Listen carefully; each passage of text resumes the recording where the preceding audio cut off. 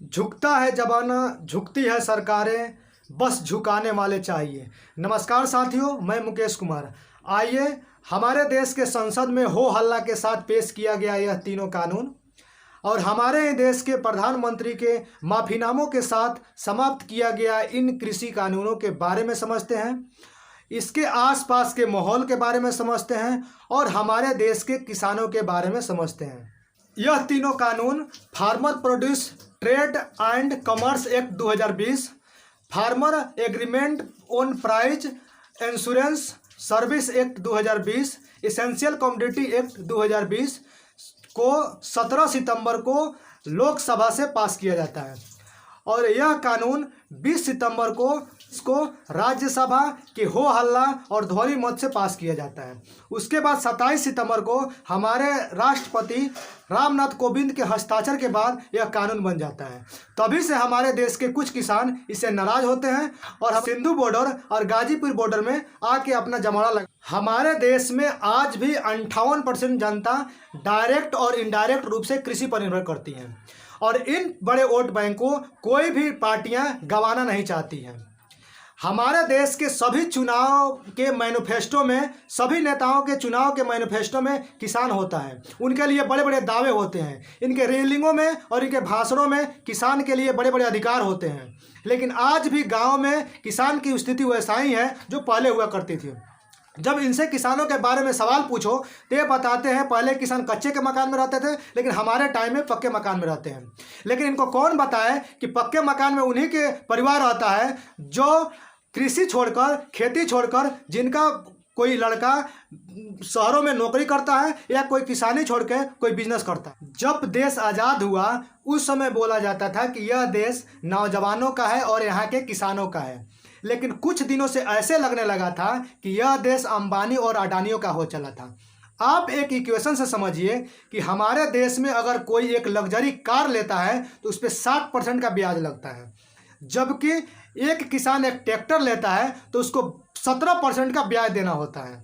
हमारे देश का एक एमपी के ऊपर लगभग 4 लाख रुपये का खर्च आता है। उसमें उसका हाउसिंग रेंट है, ट्रेवलिंग है, एयर टिकट है और उसके मोबाइल रिचार्ज है। इसके अलावा उस पर 40,000 रुपये का प्रति महीने का मेडिकल इंश्योरेंस होता है।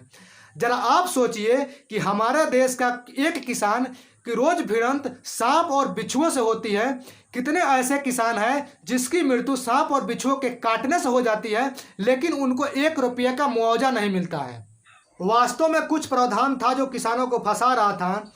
इसमें प्राइवेट मंडियों को टैक्स फ्री करना, मिनिमम सपोर्ट प्राइस का निर्धारण नहीं होना और बिजनेसमैन और किसानों के बीच में अगर कोई डिस्प्यूट होता है तो किसान कोर्ट भी नहीं जा सकता है।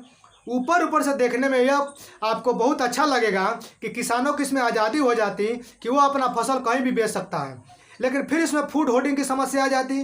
कोई बिजनेसमैन आप जब चाहे जितना फसल को खरीद सकता था और जब चाहे बेच सकता था। उसको मन किया तो खरीदा, मन नहीं किया तो नहीं खरीद सकता था। अगर इसको और अच्छे से समझना है तो द वायर में छपे इस लेख को देखिए। इसमें प्राइवेट अडानी कंपनी हिमाचल प्रदेश के किसानों से 12 से लेकर 72 रुपया प्रति केजी के हिसाब से सेव खरीदती है और उसी सेव को 250 से 300 रुपया प्रति केजी के हिसाब से मार्केट में बेचती है। आप सोचिए कि इन प्राइवेट कंपनियां कितनी ज़्यादा मुनाफा कमाती हैं और कितनी पैसा किसानों को देती हैं। किसानों के इस आंदोलन को दबाने के लिए बहुत सारे नेताओं ने तरह तरह के बयान दिए थे।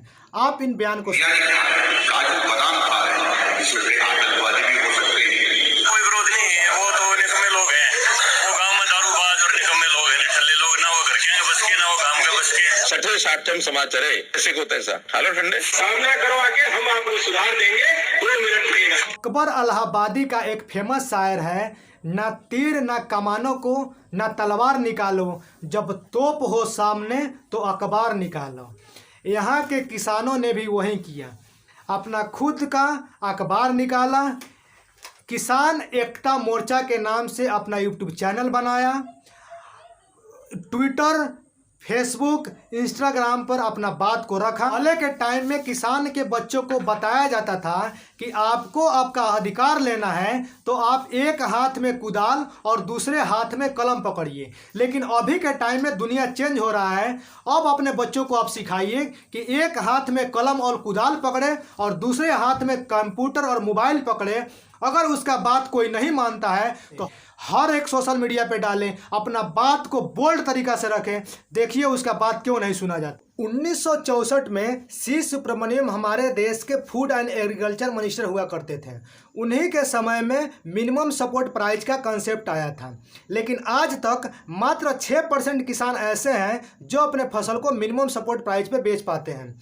90% किसान को आज तक उनकी फसल का मिनिमम सपोर्ट प्राइस भी नहीं मिल पाता है। इसको समझना है, बिहार में रहते हैं तो बिहार में धान का मिनिमम सपोर्ट प्राइस 1940 रुपया है।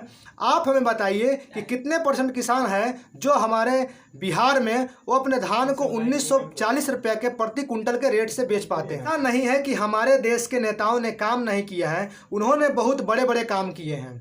हमारे देश के नेताओं ने पाकिस्तान के 2 फाड़ करवा दिए, 370 हटवा दिया, राम मंदिर बनवा दिया। हम उम्मीद रखते हैं कि हमारे देश के नेताओं मिलके देश में किसानों के लिए एक अच्छा कानून बनाएं और उसे इफेक्टिव तरीक़ा से लागू करवाएं। 19 तारीख को प्रधानमंत्री जी जीरो बजट खेती का कंसेप्ट दिया है। हम उम्मीद रखते हैं कि यह जीरो बजट खेती किसानों के फेवर में आए और यह किसान अच्छी तरह से माने। धन्यवाद साथियों, आपको यह वीडियो कैसा लगा कमेंट बॉक्स में ज़रूर बताएं और अपना सुझाव ज़रूर दें।